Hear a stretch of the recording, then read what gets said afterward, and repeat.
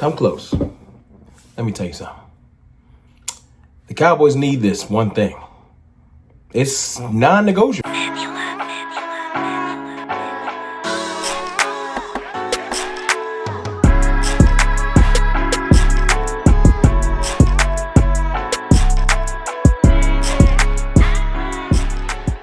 What's good, people? It's your boy, Mr. Rome, Cowboys Fan Talk, right back. Like I never left, man. How are y'all feeling? I'm feeling phenomenal. Listen, before I get too far into the video, thank y'all, man. I'm very, very close to 30K. I'm talking about like almost to 100 away. If you're not subscribed, hit that sub button, man. Join the cartel, join the family. We're getting very close. And when I get there, that jacket over my left shoulder, that Dallas Cowboys jacket with the real patches on it, I'm doing a giveaway. If you want to enter into the giveaway, just go ahead and hit the subscribe button. When I get to 30K, I'll do a drawing. Someone will be blessed with that jacket. Now that the particulars are out the way, let's talk about why you clicked on this video. Because you saw the thumbnail and you said, why do we need one of these old washed receivers? I know y'all, especially the one in the middle. I know that y'all was like, we don't need Amari. Amari is washed. I know. We don't need Stefon Diggs. He hurt. He coming off an injury. I know. We don't need Keenan Allen. Why do we need him? He lost a step. I know. But it's okay. Let me flash something on the screen for you before we go too far. You see these receivers? Yeah. After CeeDee Lamb, this is why we need one of those gentlemen I just showed you. And this does not mean I don't want to draft a receiver. I still want to draft weapons high. I want a receiver and a running back in the top 3 rounds of the draft. I'm not going to move off that position, so don't try. Whether you want a defensive tackle or a guard or whatever, fine. Figure it out in those first 3 rounds. But I want a receiver and a running back in the first 3 rounds. I do. Preferably the first 2 rounds, because I'm tired of drafting my positions later in the draft, my weapons later in the draft. But anyway, it's simple. You need a veteran presence on this team in that room, I feel like Brandon Cooks was good for that room, although he never hit that 1,000. Even though he hit it at every other stop, I blame that on Mike McCarthy. Now on Dak Prescott, because he made Randall Cobb and other receivers look amazing. And they leave Dak, they don't look too good. And then Cook shows up, and Mike McCarthy got him, as Voch would say, running up the field and turning around. And then he kind of fall off, and he don't look right. But anyway, this ain't about Mike McCarthy.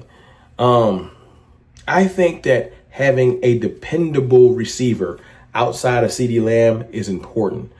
And a rookie is important too. Whether it's Ted McMillan, y'all know how I feel about Ted. And we was at his pro day. I might talk about that tomorrow. That's fire. That's fire that we was at his pro day. We know what we need. We met with Matthew Golden at the combine. We know what we need. So this isn't a confusion. This isn't just a fan, although, Cowboys fan talk.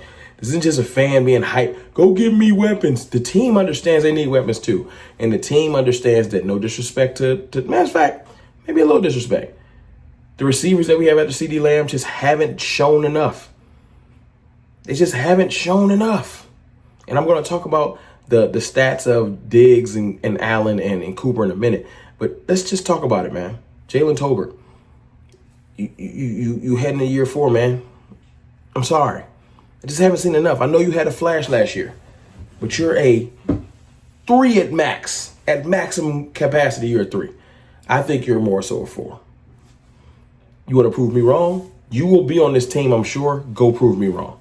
I will apologize vehemently on video and say, you know what, Jalen Tolbert, I was unfamiliar with your game, but you got to go do it. Kevontae Turpin, you want to be really recognized as more than just a return guy? You have to do more. I know you did a little bit last year. Congratulations. That was the bare minimum. I want greatness for this team, not bare minimum. So, sorry. Jalen Brooks, I'm really kind of out on you. No disrespect. I just don't see it. I don't see it. Robert Flournoy, you get sort of a pass from me because you were a rookie last year, and I don't think you should just throw a rookie away that quickly. But you teeter-tottering. Flournoy, you have to go do more. You have to. Not a good camp. When you get in the game, you have to flash so much that the quarterback has no choice but to throw it to you. Jonathan Mingo, You showed me something last year with a couple of flashes. You did. I saw you destroy Quinyon Mitchell, and then I saw Cooper Rush sail the ball into the stands. I saw you get open a couple other times in different games, and Cooper Rush kind of did you dirty. So, Mingo, maybe you can become our 3. Congrats. I don't know if you can become our 2. You have to go earn that. There should be nothing given to anyone but CeeDee Lamb. Multiple-time All-Pro, consummate professional, played through injury last year, phenomenal player. Everyone else that calls themselves a receiver, you better get to work. Now, let's talk about these other receivers that I want to bring on this team. Keenan Allen. Let's talk about Keenan Allen. Shout out to my brother, Boss Cowboy. He's leading the Keenan Allen movement. I am not mad at that. Keenan Allen 100% can still get open. He's dangerous as far as in the red zone, and he knows how to find the weak spot in zones. He ain't never been the fastest receiver. That ain't what his skill set is. So speed ain't really something that's going to be like he's lost a step. No, I seen him still punishing people last year as a Chicago Bear. Those stats last year read, hold on, let me bring them up. Keenan Allen, as of last year, 10.6 yards per reception, which is a big deal to me for a receiver. Just showing me what you can do on an average. 7 touchdowns, not too shabby. 744 yards. Red zone threat is what that shouts to me. Red zone threat. Tall receiver, savvy in small spaces for him to be so big. I don't think that'd be bad at all. Then we're going to talk about Stefon Diggs, the brother of Trayvon Diggs. What he would bring to this team is some energy. Some energy, because he is a live wire. You know what I'm saying? Very extremely confident. Hopefully that would rub off on some other players. You know what I'm saying? But he does want the ball in critical situations. Now, I think he's been humbled. I talked about that on my stream the other day. I feel like Stefon Diggs has been humbled because it's crazy how you get injured one time in this league at the worst time later in your career, and people just ready to throw you away. Just ready to throw you away. So Stefon Diggs definitely going to have a chip on his shoulder to show I can still play in this league. That could be an asset because even off injury, Stefon Diggs, I'm taking him over everyone after CeeDee Lamb.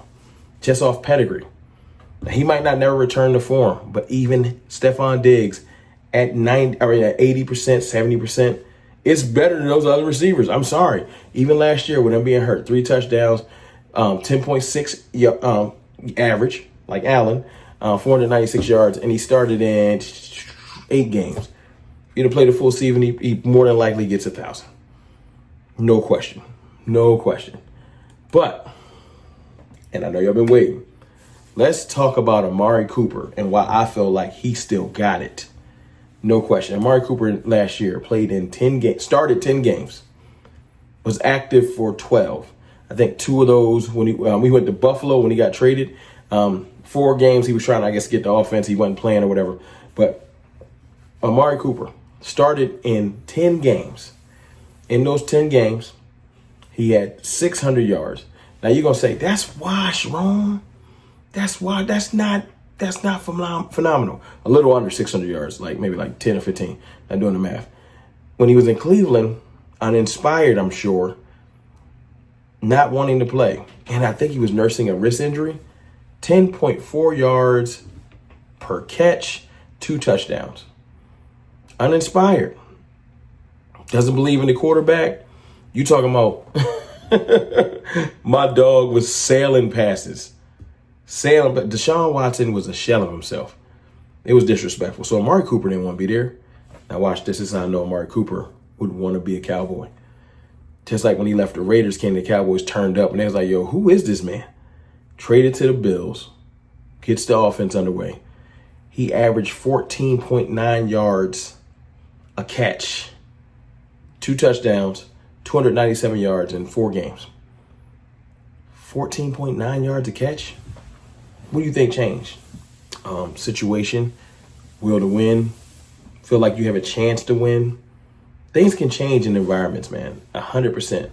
Amari Cooper coming into the Cowboys would 100% be our number 3 if we drafted. Number 3. And you can say, well, he'd be number 2 the first year because we would be rolling with the rookie after that. Fine. To put our rookie receiver in the place where CeeDee Lamb was, look what that did for CeeDee Lamb's career. CeeDee Lamb came in, he was our 3. And look what he turned into.